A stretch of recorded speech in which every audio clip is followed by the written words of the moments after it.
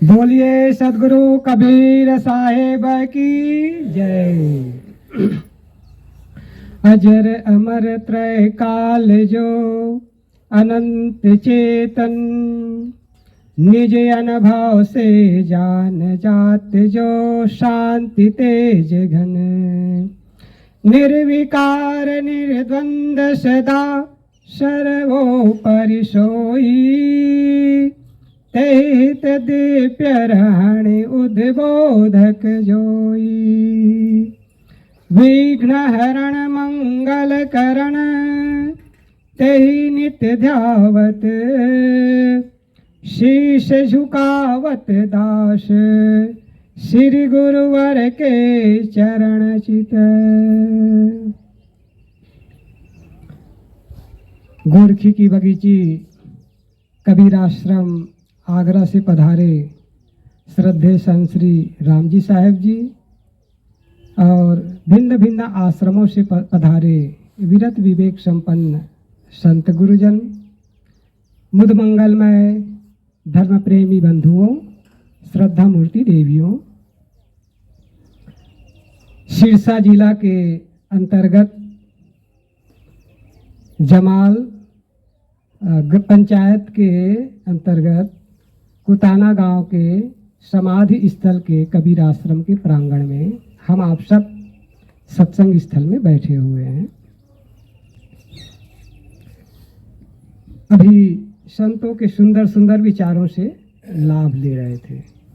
एक छोटा सा पद गुनगुनाए साथ में कबीर साहब का, तत्पश्चात में अपना थोड़ा विचार रखूंगा।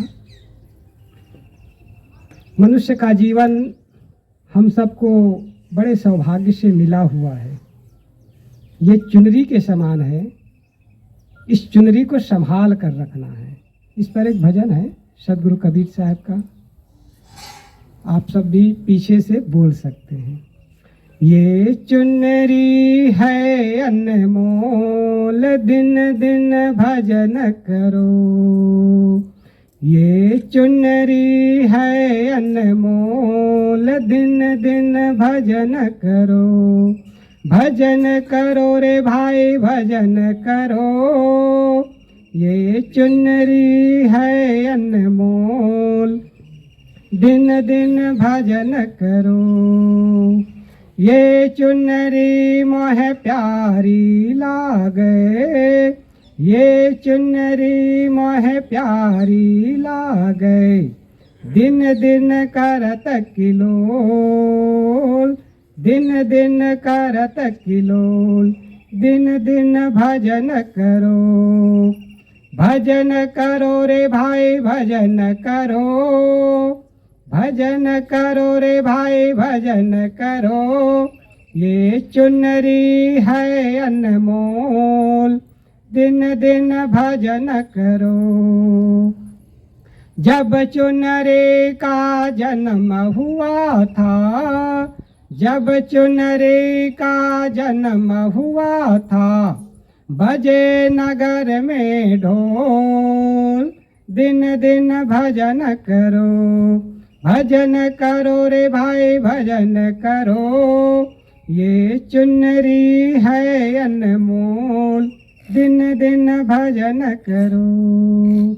जब चुनरी पे आई जवानी, जब चुनरी पे आई जवानी, अकड़ के चलते लोग, अकड़ के चलते लोग। दिन दिन भजन करो, भजन करो रे भाई भजन करो। ये चुनरी है अनमोल, दिन दिन भजन करो। जब चुनरी पे आई बुढ़ापा, जब चुनरी पे आई बुढ़ापा, मुख से न निकलत बोल। दिन दिन भजन करो, भजन करो रे भाई भजन करो। ये चुनरी है अनमोल, दिन दिन भजन करो। कहत कबीर सुनो भाई साधो, कहत कबीर सुनो भाई साधो, भजन करो दिल खोल, दिन दिन भजन करो, भजन करो रे भाई भजन करो, भजन करो रे भाई भजन करो, ये चुनरी है अनमोल, दिन दिन भजन करो। बोलिए संत सम्राट सदगुरु कबीर साहिब की जय। सदगुरु कबीर साहब की एक पद की पंक्तियां हैं, कुछ पंक्तियों पर थोड़ा विचार करें। परंपराएं दो हैं। भारत में दो ही मुख्य परंपरा है, एक श्रमण परंपरा है और दूसरा परंपरा है ब्राह्मणी परंपरा। ब्राह्मणी परंपरा के आधार पर लोगों का लक्ष्य, लोगों का प्राप्तव्य, लोगों का लक्ष्य प्राप्तव्य और स्थिति सुख शांति की दशा बाहर बताया जाता है। श्रमण परंपरा के अंतर्गत लक्ष्य को भीतर बताया जाता है। इसी पे संकेत करते हुए सदगुरु कबीर साहब कहते हैं, भूल मिटाए गुरु मिलाए पारखी, पारख देई लखाई, कहाँ कबीर भूल की औषध, पारख सबके भाई। बहुत ही मार्मिक ये पंक्तियां हैं। भूल मिटाए गुरु मिलाए पारखी।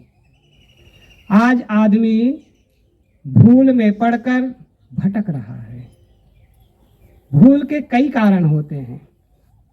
एक काल्पनिक मान्यता बनाकर आदमी भूलता है, ये क्या है, वाणी जाल के विस्तार में भूलना है। और दूसरा आदमी भूलता है, मान्यता वो भी होता है, मान्यता ये भी होती है, खानी जाल की जो जाल बनाता है, घर जमीन पुत्र परिवार नाते गोते रिश्ते, ये खानी जाल की मान्यता बनाकर आदमी इसमें भूलता है। भूल का मुख्य दो कारण है, नासमझी और अज्ञान। अपने आप का विस्मरण, इसे हम अज्ञान कहते हैं। और वस्तु कुछ और हो, उस वस्तु में दूसरी वस्तु की स्थापना करके उसे मानना, इसे भ्रम कहा जाता है। भ्रम से आदमी के अंदर में नासमझी पैदा होता है और नासमझी के कारण से आदमी की चित्त दिग्भ्रमित हो जाता है। तब आदमी का चित्त अज्ञान ग्रसित हो जाता है। जब आदमी का चित्त अज्ञान ग्रसित हो जाता है, तब वो अपने लक्ष्य को बाहर ढूंढता है। बाहर से प्राप्त करके आदमी सुखी होना चाहता है। क्यों? आदमी सुखी होना चाहता है, परमात्मा को प्राप्त करके भी सुखी होना चाहता है, ईश्वर को प्राप्त करके भी सुखी होना चाहता है, और श्रमण परंपरा में चल करके आदमी अपने प्राप्तव्य आत्मा को प्राप्त करके भी सुखी होना चाहता है। ऐसा नहीं है कि कोई परमात्मा को, भगवान को, ईश्वर को प्राप्त करके ईश्वर के लिए प्राप्त करना चाहता हो। ऐसा कोई व्यक्ति नहीं है जो ईश्वर के लिए, भगवान के लिए, परमात्मा के लिए परमात्मा को पाना चाहता है। चाहता इसलिए है क्योंकि उससे सुख और शांति मिले, किंतु ये भ्रम है। क्यों? क्योंकि जो वस्तु है नहीं, उस वस्तु से सुख और शांति की अपेक्षा करना, चाहना करना और मिलने के पश्चात उससे सुख मिले, ये आशा करना, ये निरर्थक और भ्रम ही है। तो आदमी, भारतीय परंपरा में दो धाराएं हैं। एक ब्राह्मणी परंपरा जो बाहर लक्ष्य बताता है और बाहर के लक्ष्य को प्राप्त करके सुख शांति की प्राप्ति बताता है, जो केवल भूल है। कबीर साहब कहते हैं, भूल मिटाए गुरु मिलाए पारखी। वो भूल कब मिटेगी? जब पारखी गुरु मिल जाएंगे। पारखी गुरु का काम होता है हर वस्तु को परख कर बता देना। पारख का मतलब ही होता है जड़ और चेतन मिला हुआ है, उसमें से जड़ को अलग करके चेतन को बता देना। संसार में भ्रम का जाल फैला हुआ है। पदे पदे आप चलेंगे, भ्रम का जाल कितना फैला हुआ है। कोई कह देगा कि आपके पास में इधर राजस्थान में है, खाटू श्याम में चले जाओ, वहाँ आपका काम बन जाएगा। लोग वहाँ भीड़ के भीड़ जा रहे हैं, जब मैं ट्रेन से आ रहा था तो ट्रेन में इतनी भीड़ इतनी भीड़ इतनी भीड़ की पैर रखने की जगह नहीं, रिजर्वेशन में भी। कहाँ जा रहे थे? खाटू श्याम में। क्यों जा रहे थे? वहां एक मान्यता बना लिए हैं कि वहां जाने के पश्चात खाटू श्याम का दर्शन होगा। दर्शन होने के पश्चात जीवन में जो दुख है, द्वंद्व है, उलझन है, पीड़ा है, रोग है, आपत्ति है, विपत्ति है, सब दूर हो जाएंगे। क्या खाटू श्याम के पास आपत्ति, विपत्ति, दुख, दारिद्रता को दूर करने का साधन है? उसके लिए तो यदि रहने के भाई स्थान बनाते हैं तो आदमी को ही बनाना पड़ता है। जब वो रहे तो अपने जीवन के दुख को, जीवन के पाप कर्म को, जीवन के उलझन को वो खुद नहीं मिटा पाए। अपने वर्तमान जीवन में रहते हुए खुद दुखी रहे, खुद उलझे रहे, खुद संतप्त रहे, और मरने के पश्चात उसकी प्रतिमूर्ति से, चित्र से आदमी चाहता है कि हमें सुख मिल जाए, शांति मिल जाए, संपन्नता आ जाए, दुख दारिद्र्य दूर हो जाए। ये है भ्रम। इसे कहा जाता है भ्रम, क्योंकि सुख और शांति का केंद्र वो नहीं है। सुख और शांति का केंद्र आत्मा है। इसीलिए कवि साहब ने कहा है, वस्तु अंतय खोजय अंतय क्यों कर आवै हाथ, सज्जन सोई सराय ये जो पारख राखै साथ। यहां भी पारख की बात कवि साहब कह रहे हैं। वस्तु अंतय, वस्तु अन्यत्र हो, खोजय अंते। कोई आदमी अन्यत्र खोजता हो तो वस्तु मिलेगा? नहीं मिल सकता। एक उदाहरण से आप समझ सकते हैं। एक बुढ़िया माई थी। बुढ़िया माई संध्या के समय 4-5 बजे के आसपास वो कपड़ा सिल रही थी। अपने घर पे बैठकर, कमरे में बैठ कर के वो कपड़ा सिल रही थी। सिलते सिलते सिलते उसको बाथरूम लगा।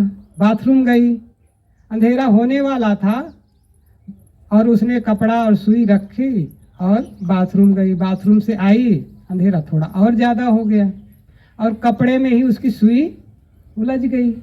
ढूंढने लगी, नहीं मिला। इतने में स्ट्रीट लाइट जल गया। गली की जो लाइट होती है वो जल गई। अब बुढ़िया माई कहाँ ढूंढने लगी? घर से बाहर निकलकर गली में सुई ढूंढने लगी। सुई ढूंढ रही थी, इतने में 2-4 जवान लड़के उधर से निकले। उन लोगों ने कहा, माता जी क्या खो गई है, क्या ढूंढ रही हो, हम भी आपका सहयोग कर दें।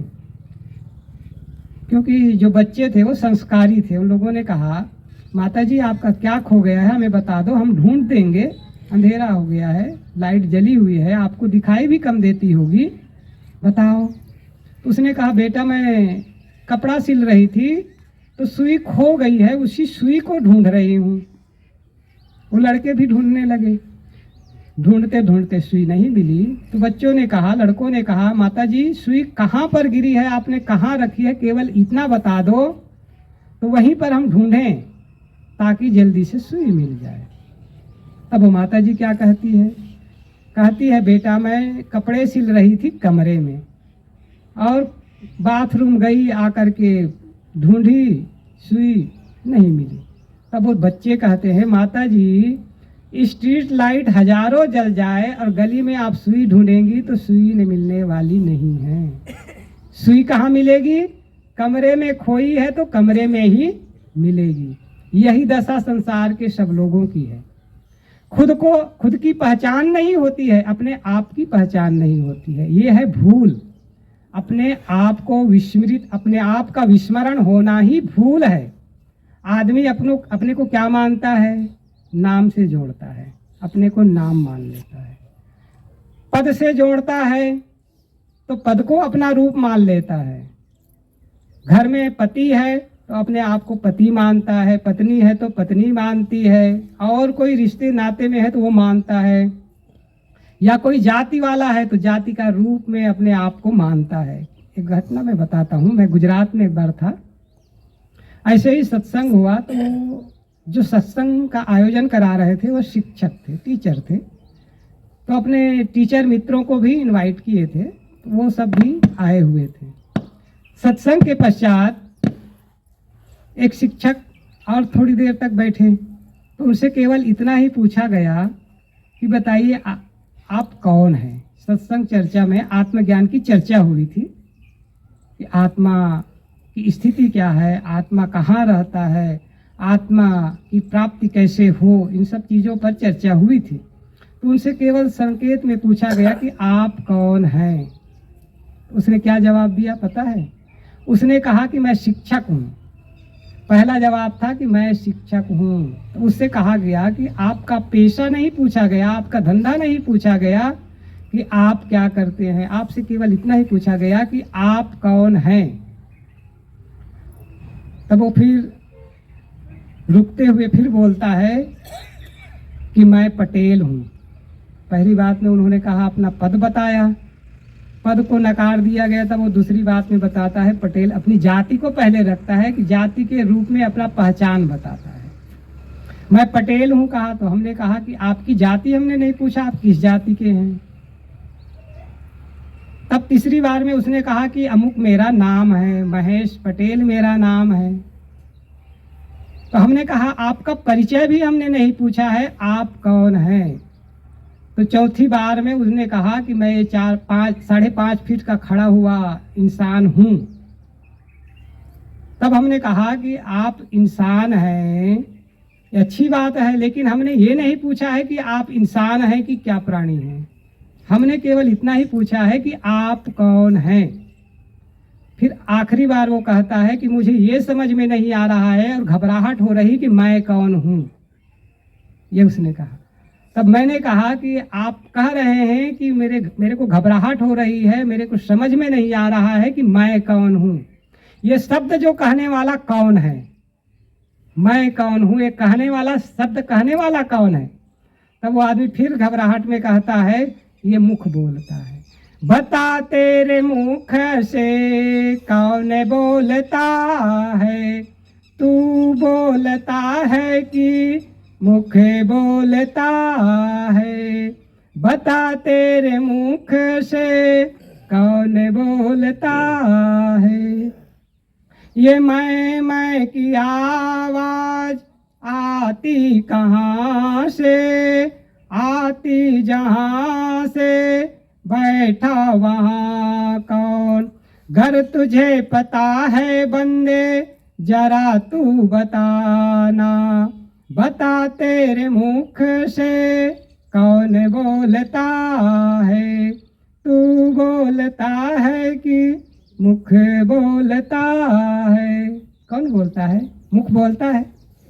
जब जीव निकल जाता है शरीर से, शरीर पड़ा रहता है, मुख भी रहता है, लेकिन मुख से कोई आवाज नहीं आती है। मुख से बोलने वाला चेतन आत्मा है। तो मैंने कहा मुख नहीं बोलता है, मुख तो रहता है, जीव निकल जाता है तो मुख से कोई जुबान नहीं निकलती। आँख से देखने वाला दृष्टा आत्मा है, कान से सुनने वाला श्रोता आत्मा है, नाक से सूंघने वाला ग्रहण करने वाला आत्मा है, और चाम से स्पर्श का अनुभव करने वाला भी चेतन आत्मा है। मुख से बोलने वाला तो आत्मा है ही।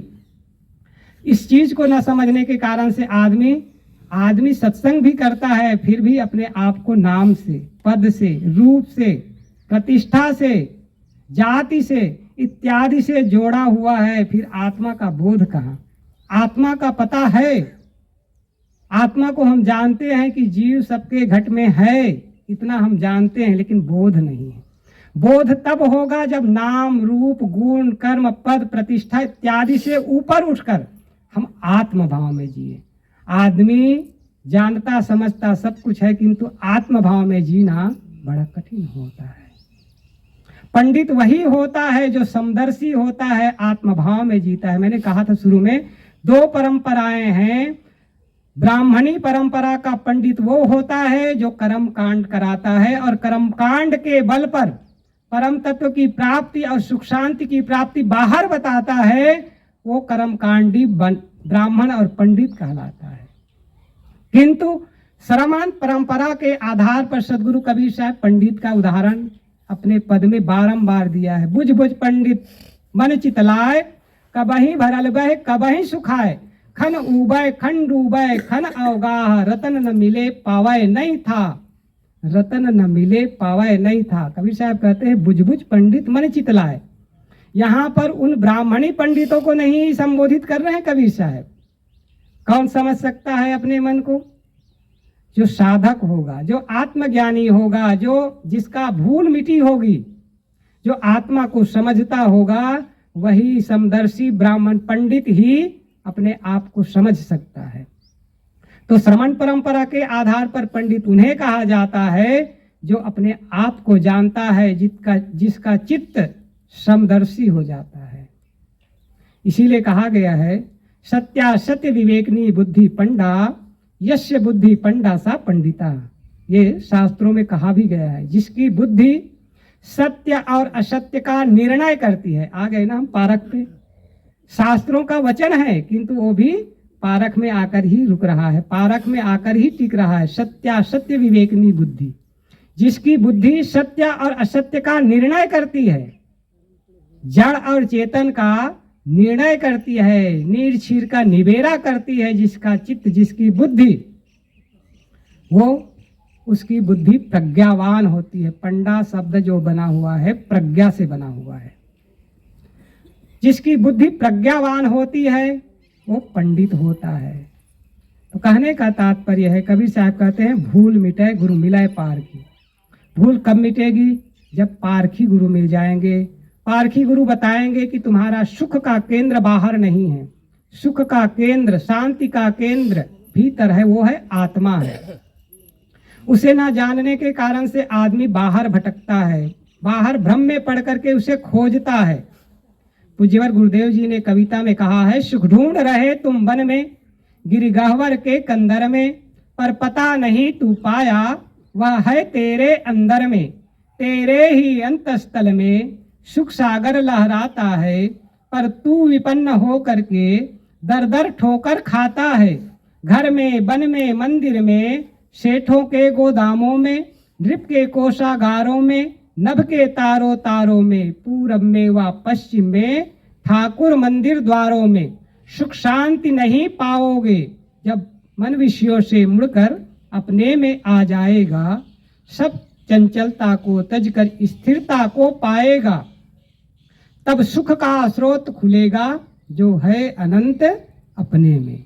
वो सुख का स्रोत, वो शांति का स्रोत हमारे भीतर में ही है। भीतर भी कहना एक उपलक्षण मात्र है, वो हम खुद ही हैं। जिसे हम चाहते हैं, जिसे हम पाना चाहते हैं, जिसका हम दर्शन करना चाहते हैं, जिसको प्राप्त करके सुखी और संतुष्ट होना चाहते हैं, वो खुद हैं, हम हैं। उसे जिस दिन जान लेंगे, फिर हमारा बाहर का भटकना, बाहर का भ्रम और खानी जाल और वाणी जाल की भूल सारी मिट जाएगी। और पारखी गुरु भी इसे दर्शाते हैं। इसलिए कबीर साहब ने और भी कहा है, मोको कहाँ ढूंढे बंदे मैं तो तेरे पास में, ना तीरथ में, ना मूरत में, ना काशी कैलाश में, खोजी होए तुरंत मिल जाऊं पल भर की तलाश में। बस खोजना पड़ेगा, हम खोजने का प्रयास, बाहर नहीं खोजना है। बाहर से खोजने से बाहर की वस्तुएं मिलती है जो जड़ होती है, पर होती है, विकारी होती है और मन को भटकाने वाली होती है। हमें खोजना नहीं है, उसे समझना है भीतर, और मन को अंतर्मुख करेंगे तो आत्मा हमारे भीतर ही प्रदर्शित होगा। समझ में आ जाएगा कि मैं ही हूँ। कैसे? कस्तूरी कुंडल बसै मृग ढूंढे वन माहि, तैसे घट घट राम है दुनिया जानत नाही। ये भी कबीर साहब ने कहा है। जैसे मृग की नाभि में कस्तूरी नामक सुगंधी द्रव्य पाया जाता है, उस सुगंधि को पाने के लिए मृग बन बन भटकता है, घास फूस में ढूंढता है, और ढूंढते ढूंढते भटकते भटकते थक हार कर जब बैठ जाता है, और जब बैठता है तो अपनी थूथन को पेट की ओर घुमा करके शांति की मुद्रा में बैठता है, तो लगता है कि मेरी नाभि से ही सुगंधी आ रहा है। फिर उसे लगता है कि मेरी जितना मैं भटका था पाने के लिए, ये मेरा भ्रम था, भूल था, मेरा सुगंधि तो मेरे पास है। ठीक यही दशा हमारी होती है। हम जीवन भर सुख ढूंढते हैं। कहाँ ढूंढते हैं? पत्नी में ढूंढते हैं, पति पत्नी में ढूंढते हैं, और पत्नियां पतियों में ढूंढती हैं, माता पिता पुत्र में ढूंढते हैं, पद में ढूंढते हैं, जमीन में ढूंढते हैं, प्रतिष्ठा में ढूंढते हैं, सुख का केंद्र तो ढूंढते हैं ना। पद मिल गया तो सुखी हो गए, धन मिल गया तो सुखी हो गए, पति पत्नी मिल गए तो सुखी हो गए। सुख का नहीं, सुख का आधार वो नहीं है, वो विषय जनित क्षणिक सुख है। विषयों से जो सुख मिलता है उसमें आदमी का चित्त दिग्भ्रमित होता है और वो विषय जनित सुख के पश्चात दुख में परिवर्तित होता है।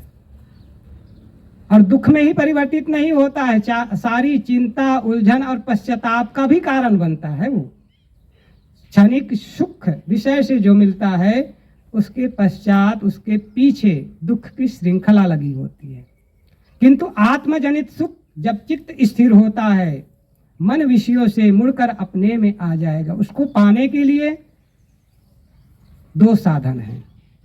एक बाह्य साधन ज्ञान और सत्संग है। स्वाध्याय के माध्यम से हम ग्रंथों से समझते हैं कि मेरा आत्मा, मेरा प्राप्तव्य भीतर है, और सत्संग के द्वारा संतों से हम सुनते हैं कि हमारा प्राप्तव्य, हमारी स्थिति, हमारा सुख शांति का केंद्र हमारे भीतर वो आत्मा है। लेकिन ये केवल समझने तक सीमित होता है, इससे उस स्थिति की प्राप्ति नहीं होती है। स्थिति की प्राप्ति के लिए साधना चाहिए।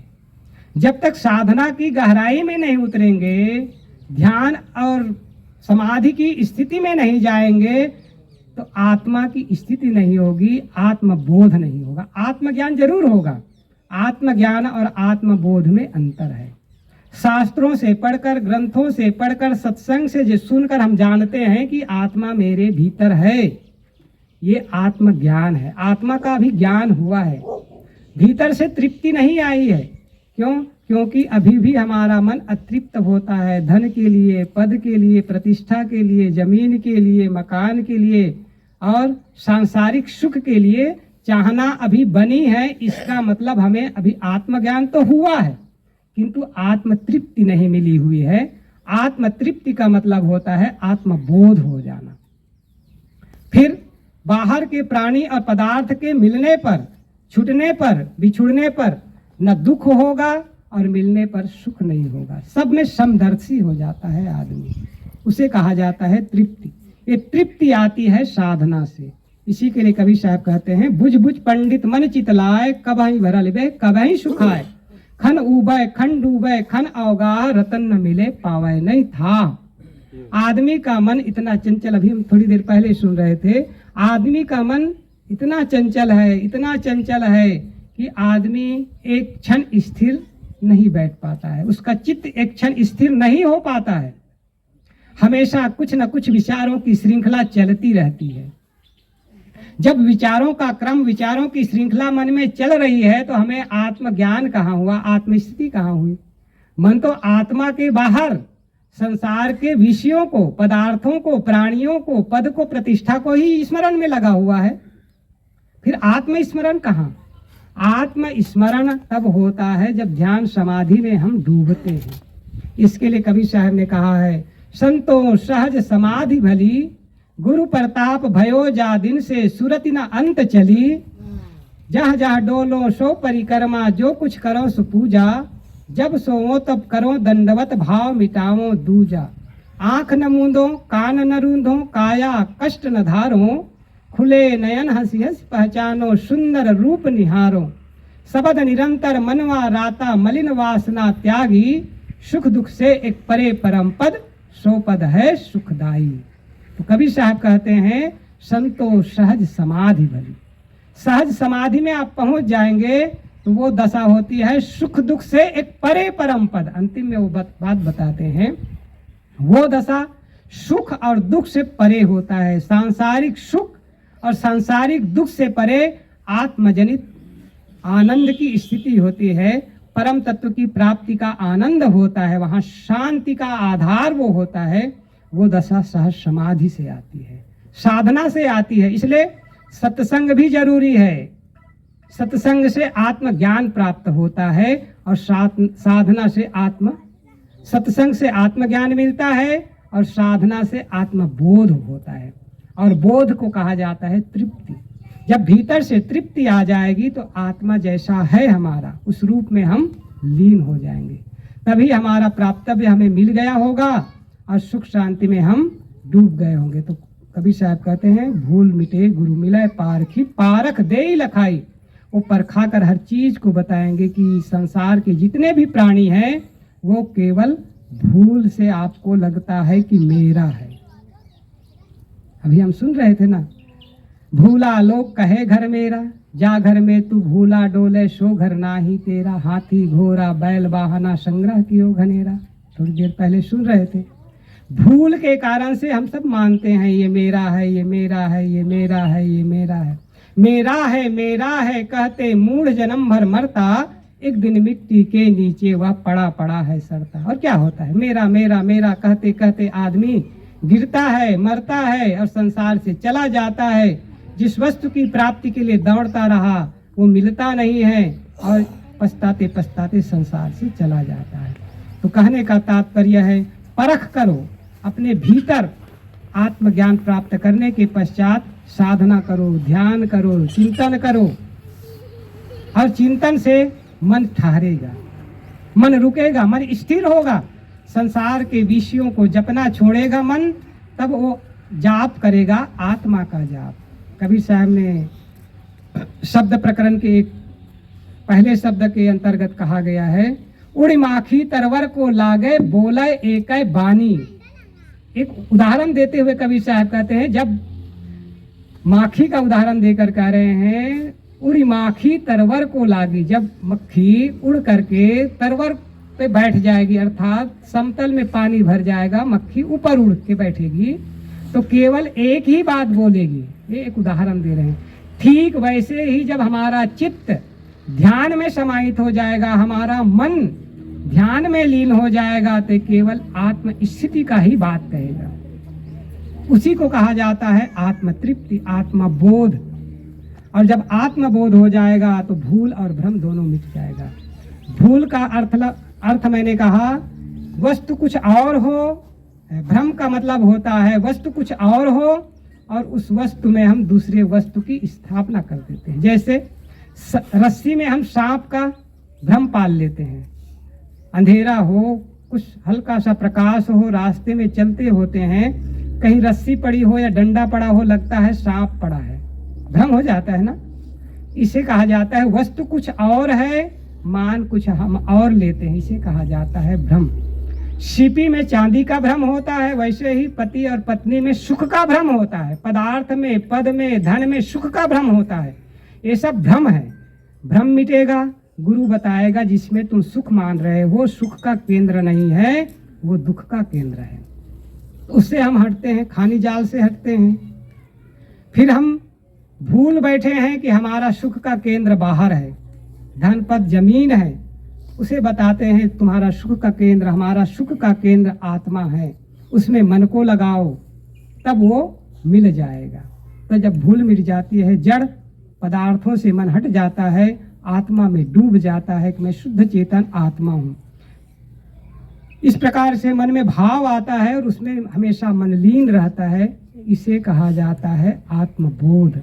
तब भूल मिटे गुरु मिले पारखी, पारख देई लखाई। कहाँ कबीर भूल की औषध, पारख सबके भाई। पारख सबके भाई भी है। पारख का तात्पर्य परीक्षा दृष्टि, यहाँ पारख का मतलब है आत्मा। पारख का अर्थ ही होता है परीक्षा करके जो सत्य हो उसे मानना, इसे पारख कहा जाता है। तो कबीर साहब ने हमें आत्मबोध दिया है, आत्मा को समझने के लिए ज्ञान दिया है, उसे पारख ज्ञान कहा है। इसीलिए कबीर साहब कह रहे हैं भूल मिटे गुरु मिलाए पारखी। पारखी गुरु के संग में जाओगे, पारखी गुरु के सानिध्य में जाओगे तो यही बताएगा कि जड़ प्राणी और पदार्थों से अपने चित्त को ऊपर करो। चित्त भी संसार से जोड़ता है तो हम संसार में चले जाते हैं, चित्त हमें आत्मा से जोड़ता है तो हम आत्माभिमुख हो जाते हैं। बस चित्त को आत्माभिमुख करना है, काम एक ही करना है। चित्त हमारा संसार में डूबा हुआ है, उसे आत्मा में लगाने का काम करना है, वो है साधना। साधना ध्यान समाधि में मन बैठो और बैठ करके मन को देखो और मन को शांत करो प्राणी और पदार्थों का स्मरण कर रहा है तो उसे आत्मा का स्मरण कराओ, आत्मचिंतन कराओ। और आत्मा शुद्ध है, बुद्ध है, मुक्त है, ज्ञान स्वरूप है, शांति का स्वरूप है। वैसे मन को बनाओ, शुद्धोषि बुद्धोषि निरंजनोषि संसार माया परित्याजियोषि। संसार माया रूप है, मन को शुद्ध करो, पवित्र करो, मन को बुद्ध करो, ज्ञान स्वरूप करो, मन को अखंड करो। संसार के प्राणी और पदार्थों में डूब डूब करके खंडित हो रहा है मन, उसको अखंड अविचल कर दो तो आत्मबोध मिल जाएगा। फिर जब आत्मबोध प्राप्त हो जाएगा फिर भटकना नहीं होगा, दुख नहीं होगा, चंचलता नहीं आएगी और उलझन भी नहीं होगा। अनंत शांति के केंद्र में, अनंत सुख के केंद्र में आप निमज्जन करेंगे। और इसी के लिए सत्संग का आयोजन होता है। सत्संग से यही बताया जाता है कि तुम्हारा प्राप्तव्य बाहर नहीं भीतर है। उस भीतर के प्राप्तव्य को भी पाने का एक साधन होता है, युक्ति से ही मिलता है। युक्ति ही युक्ति चला संसारा, निश्चय कहा न मानु हमारा। कबीर साहब ने ये भी कहा है, आपको युक्ति पता ना हो पाने का तो भी आप प्राप्त नहीं कर पाएंगे। वस्तु तो आप जान रहे हैं, आप जानते हैं कि नदी के जमीन के अंदर में पानी होता है ना, पता है। पानी जमीन के अंदर से निकलता है खुदाई करने के पश्चात, ट्यूबवेल करने के पश्चात। लेकिन आपके पास युक्ति नहीं है, साधन नहीं है, ज्ञान नहीं है, तो पानी की प्राप्ति आपको जमीन के अंदर से नहीं हो सकती है। ठीक वैसे ही आपके अंदर आत्मा है, भीतर बैठा हुआ है, जीव बैठा है, लेकिन युक्ति नहीं, प्रयुक्ति नहीं, साधन नहीं, उपक्रम नहीं, तो उसकी प्राप्ति नहीं हो सकती। केवल जानना ही जानना हो जाएगा।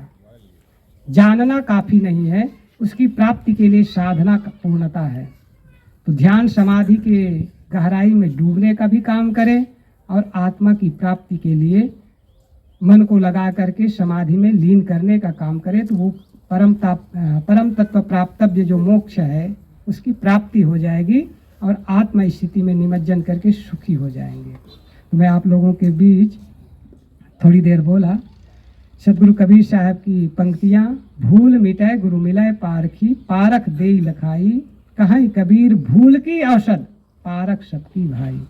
भूल की औषध भी पारक है और पारक सबके भाई। भाई का तात्पर्य है प्रिय होता है।